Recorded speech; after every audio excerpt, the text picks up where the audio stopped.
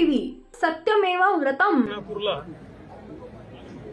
सर्वांची इच्छा असते की शनिदेवाचा आशीर्वाद घ्यावा आणि अतिशय जागृत देवस्थान आहे। मी वर्षानुवर्ष इथे येतोय आणि प्रत्येक वेळी शनिदेवाचा आशीर्वाद घेतो।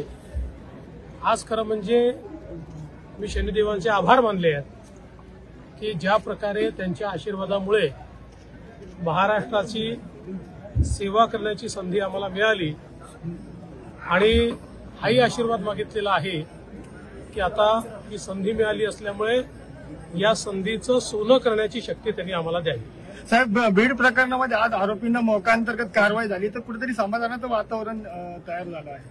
पोलीस योग्य कारवाई करतील।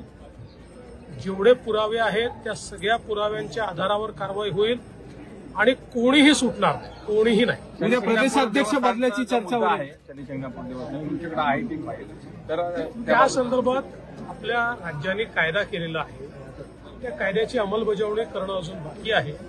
लवकरच आम्ही निर्णय घेऊन जो काही विधानसभेने कायदा पास केलेला आहे त्याची योग्य अंमलबजावणी करू। उद्या नवीन प्रदेशाध्यक्षाची घोषणा होणार असल्याची चर्चा आहे, काय सांगा ती गोष्ट? अजून माझ्यापर्यंत चर्चा पोहोचली नाहीये। सर, देशमुख कुटुंबियांकडून त्यांची मागणी आहे की या तपासाचं नीट होणार आहे, काही काळजी